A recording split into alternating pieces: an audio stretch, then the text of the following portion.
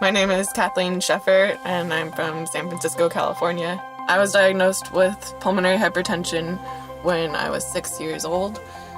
On July 1st, I received a heart-lung transplant.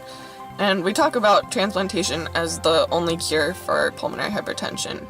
And while I no longer have pulmonary hypertension now, it's really more like trading one chronic illness for another. Transplant comes with a lot of risks, just the procedure itself, and then there's also the risk of rejection, which never goes away. In addition to that, there's risk of infection with lifelong immunosuppression, so you're really balancing rejection and infection for the rest of your life.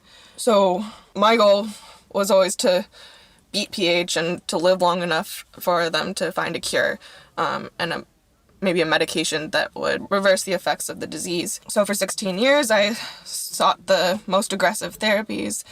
I saw multiple specialists. I exercised as much as I could and just tried to live a normal life while I waited for the cure. Some people have asked how I made the decision to go forward with a transplant. I had questions myself. I didn't know when the right time would be. I worried that I wouldn't be able to have a transplant in the window where I was healthy enough to have the surgery, but sick enough to qualify to be eligible for a transplant. When it came down to it, it didn't feel like much of a choice. On May 19th, 2016, I woke up with a cough. I started wheezing and eventually spit something up. I went to the bathroom and discovered that I was holding blood in my hand. I was visiting a friend in Seattle, and as I sprayed blood all over her toilet seat, she called 911. 2 ambulance rides and 3 hospital rooms later, I learned that this event, what they called massive hemoptysis, was a serious progression of my PH. I was lucky to have survived it, and they said I was unlikely to survive another event. So I'd been dreading transplant for years. It was always the when all else fails option. But when my doctor called my mom, who then relayed his message to me saying that it was time for me to be listed for transplant, I felt surprisingly calm. I was lucky that they recognized the window, and I was listed for transplant 14 days after my hemoptysis. 28 days later, I received a call offering me a new heart and lungs. They came just in time. I wish this were always the case. I've watched too many friends lose their battle with pulmonary hypertension while waiting for a transplant. In the United States, an average of 22 people die each day waiting for a transplant. I've heard a lot of patients who are considering transplant worrying about the statistics. Centers are required to provide patient survival data. So for me, looking at spreadsheets that only list outcomes as far as 10 years post-transplant made it a pretty unappealing option, especially at 23 years old. But PH patients know that life expectancy numbers are meaningless. Doctors predicted that I wouldn't live to be 9 years old. Even after I proved that wrong, they predicted that I would not live to graduate high school. My parents set up a college savings account for me anyway, and I graduated UC Berkeley in May 2015. I plan on continuing to beat the odds now with a new heart and lungs. Even though this experience has been filled with a lot of pain, irritability, confusion, and anxiety, I'm really grateful to know what it's like to live with a healthy heart and lungs. The first time that I became breathless with exercise, stopped, and then caught my breath, I cried happy tears of joy. With PH, I would have to stop after walking a block or two, and then when I eventually continued on, I would still be breathless and stop even more frequently. Now every time I get off the train, I take the stairs instead of the escalator, and it feels great. What's been really helpful for me has been reading memoirs of other patients who've gone through similar procedures. I read a book by the first heart-lung transplant recipient, and her description of her experience helped me be able to communicate mine and feel okay about the feelings that I was having, about the confusion and the guilt. In multiple memoirs that I've read, patients will express that they feel like they were unworthy of the transplant and that they don't have the appropriate amount of gratitude. When I'm sitting on my couch at home and I'm debating going out for a hike, I'll usually motivate myself by thinking someone died so that I could go on this hike. And I'm laughing about it now, but it's the truth. And so you live every day knowing that someone else gave their heart and lungs so that I could be here today. It's still really difficult, and you are living with chronic immunosuppression, and I have multiple appointments a week still. So being able to read that other patients go through the same set of emotions where you're feeling like you need to be the poster child of organ transplantation and encourage people to register to be donors, because of course you want that. But at the same time, I feel like I need to speak for others and show the bad with the good. When I talk to people on the street and they hear that I had a heart-lung transplant, they'll say congratulations, and one woman called me a walking miracle over and over again. It's a lot of pressure, and some days I just want to be 23 and be upset about my appearance or whatever I'm worried about at the time. Reading these accounts by other patients who've gone before me has been really helpful, and so I've started writing partly as a way to process it and give a timeline to what's happened. Writing it down makes it make more sense in my head. But at the same time, it's been really rewarding to be able to describe what I'm going through and have other patients tell me that they felt the same way or thank me for writing about this experience, because often they don't feel like they can talk about it. It's been really helpful for me to get positive feedback from parents or other patients who have gone through transplantation, and to hear that my story resonates with them, and it has helped me build community and connect with people who are across the country.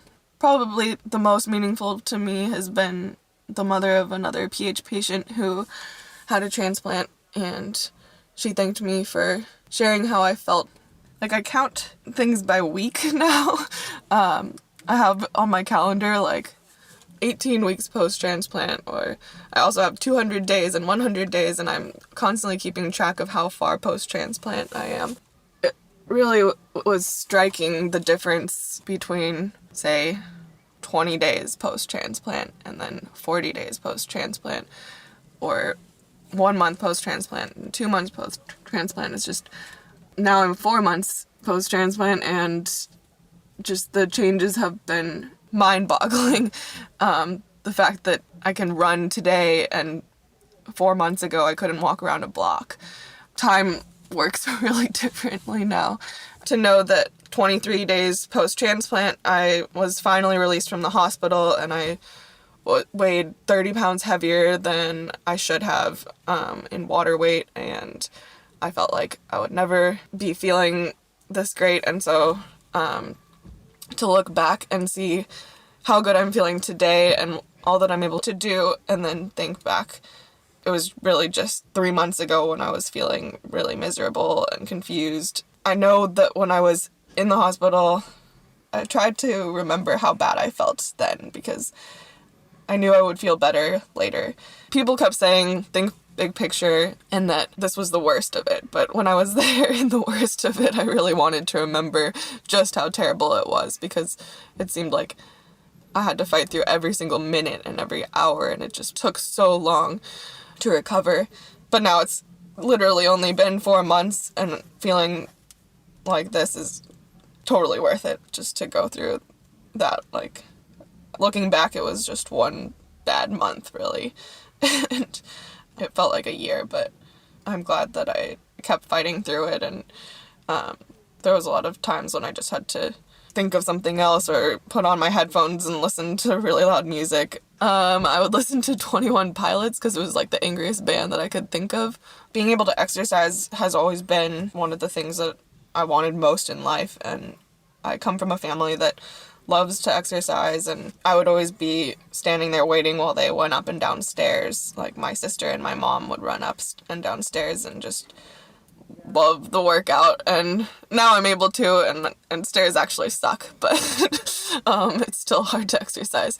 But I'm really grateful to be able to do this, and I don't know, it's just pretty cool. Like, yesterday, I went to Sutro Baths in San Francisco, and you have to go down tons and tons of stairs and then walk back up them, and I was carrying a backpack of camera equipment and a light stand, and I'd done it months ago before my transplant, and I had to stop along the way over and over again, and it was one of the hardest things I'd ever done, so I swore I'd never go back to that spot. But it's a beautiful spot, and so every wedding photographer ends up taking their bride there usually. So we went there yesterday, and I just did all of the stairs, walked up all of them without stopping, and when I got to the top, I was just thrilled. Like, I had to tell someone, like, 4 months ago I couldn't walk around a block, and I just did all those stairs. So that's pretty cool. So it's been interesting. My sister is 2 years younger than I am, and when I was diagnosed at age 6, she was 4. So mostly my experience with PH was my parents and I would go to appointments. So I was gradually learning about the disease and how to care for my own medications, and for the most part, she wasn't a huge part of it. She was younger, and so most of what she knew was that my parents and I would have to leave and go to hospitals, and she would stay at home with a friend, and she knew that I couldn't keep up with her if she went on a run. It's been interesting now because she's having a hard time adjusting, actually, to us being an exercising family and me being able to keep up with her, because for so long she had to slow down and make sure that she wasn't going too fast for me. So now we can exercise together, which is fun, but a bit of an adjustment for her. It was really nice having the transplant at 23 with her being 21. She was there throughout the procedure and my hospitalization afterward, and was really an important part of my care team. To be able to have her in addition to my parents and friends was really nice, and you spend a lot of time with your caregivers post-transplant. You get pretty close to them. And so being able to have my sister, who's one of my best friends and around my age, to be there, it was nice to have someone younger to talk to, and nice for my parents as well to have her as relief. It's a lot of work for one person to do. So I've been lucky to have friends have spent the night with me when my parents wanted to take one night off. I mean, they won't let you get a transplant unless you prove that you have a support system. It's really a lot of work for anyone. I don't know if I conveyed it enough, or like a lot of people have said like, oh, I should wait until I go into like a crisis before being listed for a transplant, and should they wait till they have something like I had, I had hemoptysis. I didn't really think that I was going to survive that, and so for me it was good that I had doctors that I trusted, and so when they said it was time for my transplant, then I just believed them and did it. And it is a really scary thing, and when I was in the darkest part of it, I was convinced that no one should go through this and no one should try to have a transplant, but my recovery was, in retrospect, really fast, and I feel great today. I'm just really grateful that I did take the plunge and had doctors who advocated for me to be listed at priority and to recognize that window. I'm Kathleen Sheffer, and I'm aware that I'm rare.